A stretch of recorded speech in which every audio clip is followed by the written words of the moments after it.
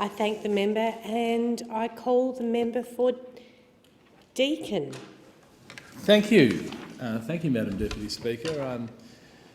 I rise to speak on the appropriation bills and really comment more specifically on the budget which underpins these appropriation bills. And I think it's pretty clear, Madam Deputy Speaker, this was a stinker, an absolute shocker of a budget. And we know that it's been an absolute stinker because the Labor Party do not want to talk about this budget. The Labor Party, I think, went out to sell this budget for one morning, got a sense of the reaction from the Australian public about how they felt about this budget, and have quickly retreated and sought to talk about everything other than this budget.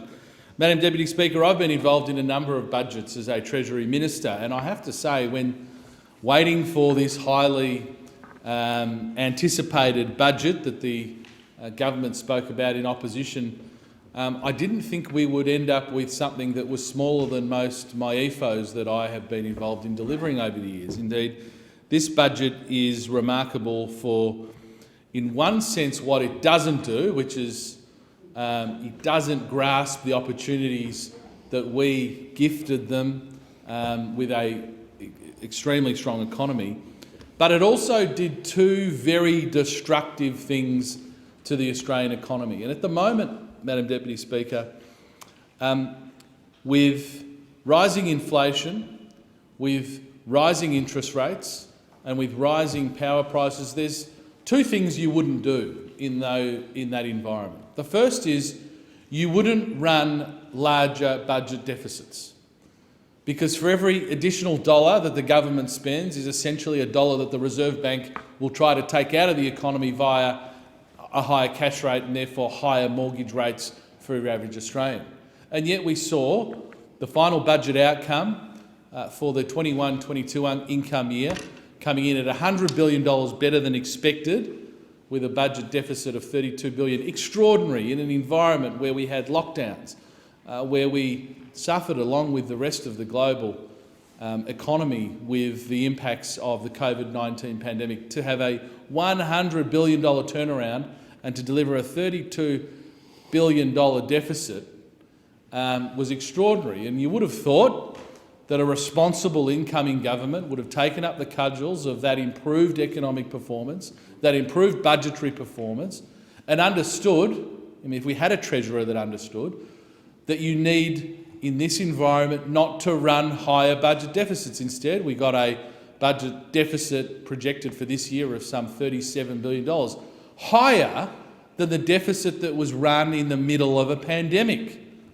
So again, for those Australians out there watching, for every additional billion that the government spends, that is a billion that the Reserve Bank Governor has to take out of the economy via increased interest rates. So that's one. That's the first fundamental error of this budget, pouring more fuel on the fire. And then secondly, in an environment where we've got skills shortages, we've still got global supply chain issues, we've got issues with sourcing product in a whole range of sectors, and as Housing Minister in the former government, I can tell you, most acutely felt in the building industry. What's the second thing you wouldn't do in that environment? And all those factors are driving inflation, being at record highs. You wouldn't put in place industrial relations changes that are going to gum up the economy and make it even harder to do business in this country. Indeed, harder for every single mum and dad business out there to do business in this country. What will that do? That will push up inflation. So the two things you would not do: economics students sitting at university, Economics 101 at every single university, or even indeed our Year 11, 12 students who are studying economics at home, what's the one thing that they would say that you can't do? You can't place higher inflationary pressures on this economy, which is exactly what this budget has done in the two most fundamental ways. So the government has inherited an economy, the envy of the world, a budgetary position improving rapidly, and they have squandered that entirely and made the problems worse that Australians are now feeling. And what is the consequence for Australians? Well, the consequence is that your average Australian family need to find an additional $2,000 between now and Christmas for the failure of these decisions in this budget.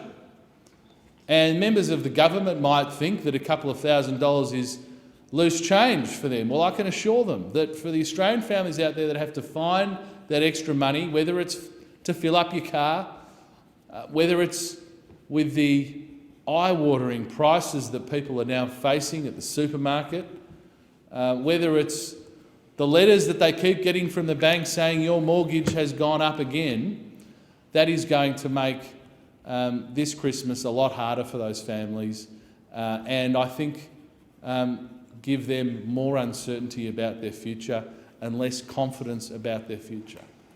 Now, the other striking aspect of this budget, Madam Deputy Speaker, was the accidental honesty of the government that one of the key planks that got them elected was false. On 97 occasions before the election, the Prime Minister and his senior ministers and backbenchers promised that they would deliver power price reductions of $275. Now, the number 275, if you go to Hansard and look it up in the House of Representatives, is not a number that you will see uttered out of the mouth of our Prime Minister.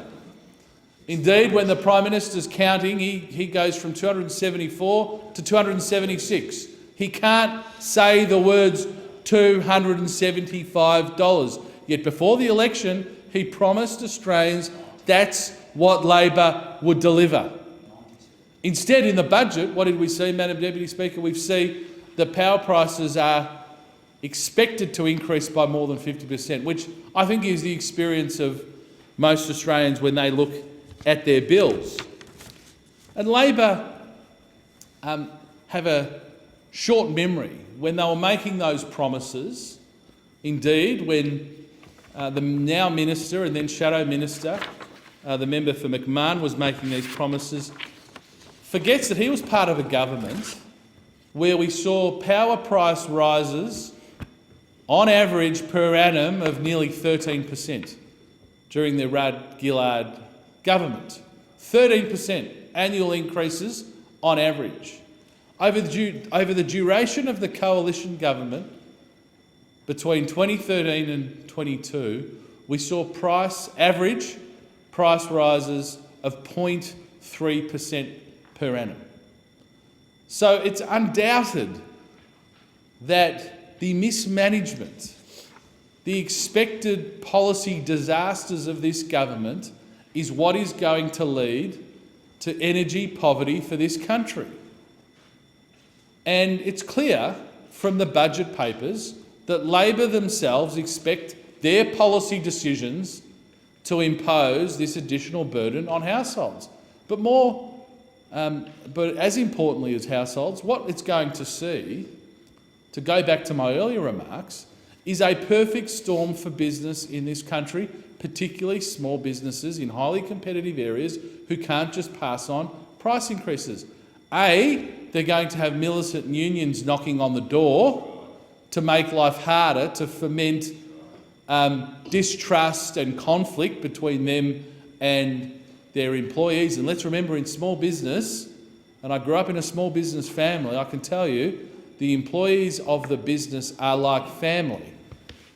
And small business owners pay their staff first, the rent second, the suppliers third, the tax fourth, the power bills fifth, and they pay themselves last. Well, those people now will not only, as I said, have the militant unions knocking on the door, but they will be seeing massive energy price increases. When they were promised a reduction, massive increases that are going to make running their business even harder.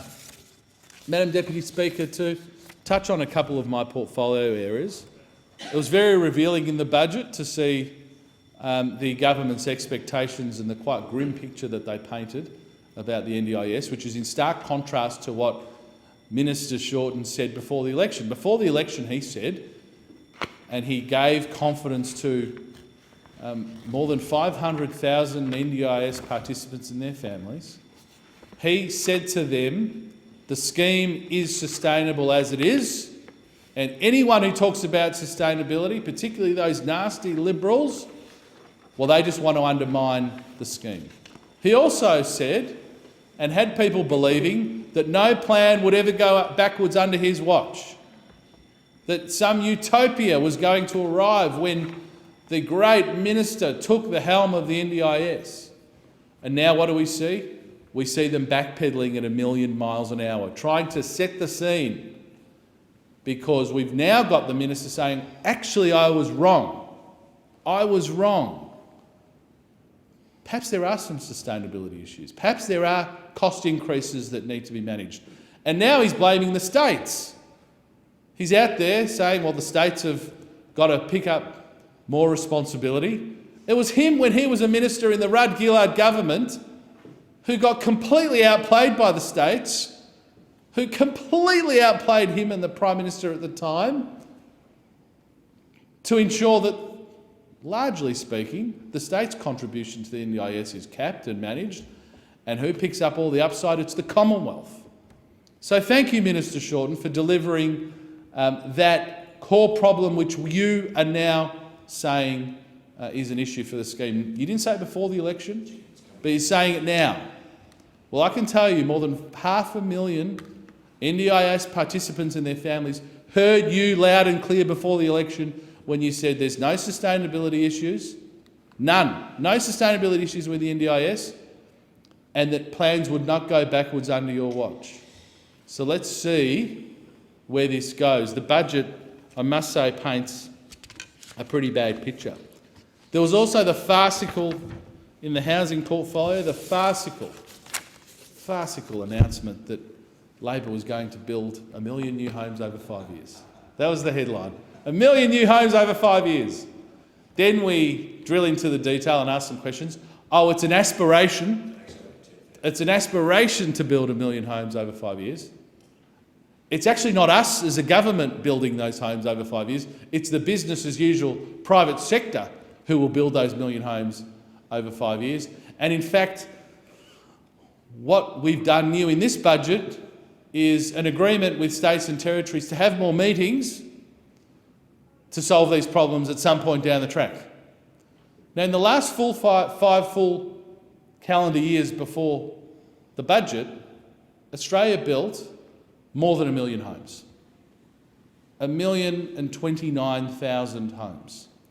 So what is Labor saying? They're saying, well, starting from 2024, we'll build less homes over that next 5 years than were built in the preceding 5 years under our watch.